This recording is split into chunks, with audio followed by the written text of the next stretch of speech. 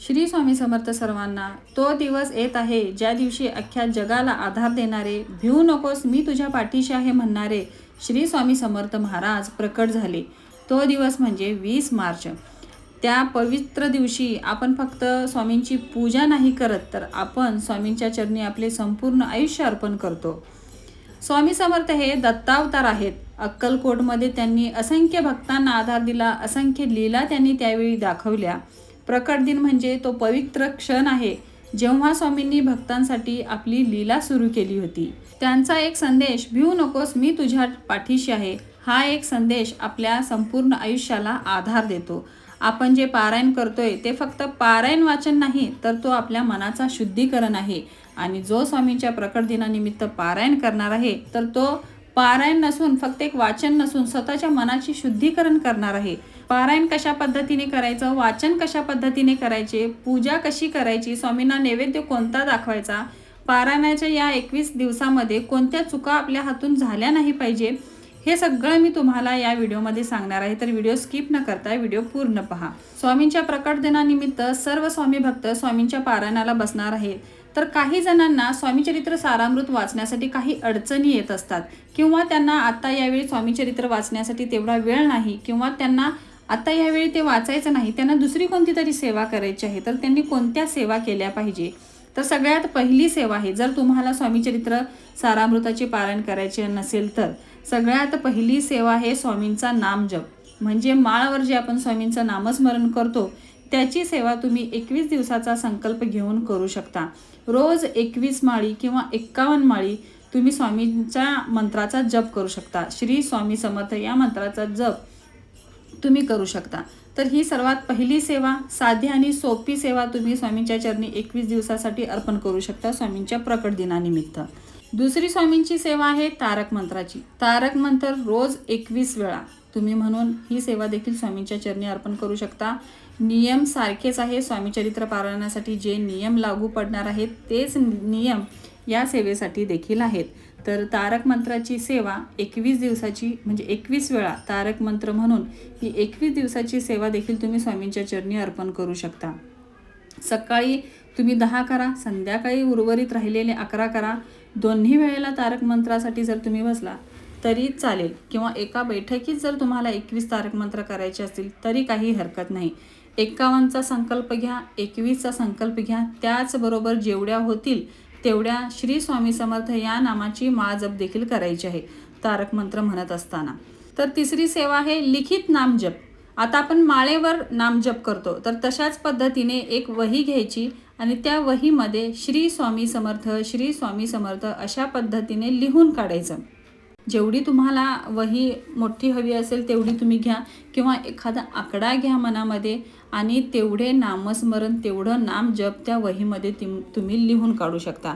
रोज तुम्ही 11 माळी किंवा रोज 21 माळी किंवा रोज 51 माळी ज्या आपण करणार आहोत, तर तेच नाम जप आपल्याला या वहीमध्ये लिहून काढायचे आहेत.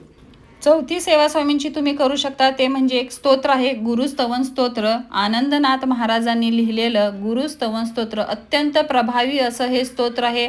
आपल्या जीवनातील जे काही दुःख संकट यावरती आनंदनाथ महाराजांनी स्वतः यामध्ये लिहिलेलं आहे की जो कोणी याचं 11 वेळा आवर्तने करतील त्यांच्या आयुष्यातील सर्व दुःख स्वामी नष्ट करतील. तर रोज 11 वेळा याचं पठण करायचं आहे. अशा पद्धतीने 21 दिवस ही सेवा आपल्याला कंटिन्यू ठेवायची आहे. रोज 11 वेळा या गुरुस्तवन स्तोत्राचं पठण तुम्ही करू शकता. आता हे गुरुस्तवन स्तोत्र तुम्हाला गुगलवर सहजासहजी मिळून जाईल.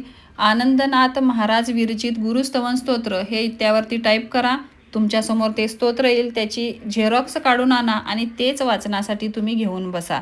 मग तुम्हाला धार्मिक दुकानामध्ये किंवा धार्मिक पुस्तके जिथे मिळतात, धार्मिक वस्तू जिथे मिळतात, तिथे तुम्ही चौकशी करू शकता हे गुरुस्तवन स्तोत्र तुम्हाला कुठे मिळेल का ते. पण सगळ्यात सोपं मला वाटतं की गुगलवर सर्च करा, तिथे तुम्हाला त्याची झेरॉक्स काढून आणा आणि तेच वाचनासाठी बसा, कारण की आपल्याकडे आता तेवढा वेळ नाही आहे. तर अशा पद्धतीने या सगळ्या सेवा तुम्ही करू शकता. पारायण जर तुम्हाला जमत नसेल तर पारायणासाठी दुसरा एक पर्याय आहे, तेवढा वेळ तुम्ही बसू शकत नाही. आता स्वामीचरित्र पारायणासाठी तासभर तरी लागतो, तेवढा वेळ तुमच्याकडे नाही किंवा तेवढ्या वेळ तुम्हाला बसायचं होत नाही, तर तुम्ही 26 तारखेला पारायणासाठी बसा.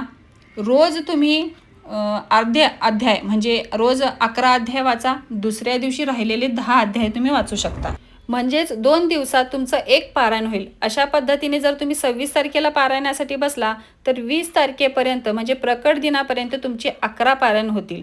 21 पारायण जर करायचे असतील तरी उत्तमच आहे, पण ज्यांना 21 नाही 11 करायचे आहेत तर अशा पद्धतीने 2 दिवसामध्ये एक पारायण तुम्ही करू शकता. या सगळ्या सेवेचे नियमही एकच आहेत. सगळ्यात पहिल्यांदा तर घरामध्ये स्वच्छता तुम्ही ठेवा. घरामध्ये रोज गोमूत्र शिंपडा आणि उंबरठ्याला हळदीचं लेपन हे रोज करा.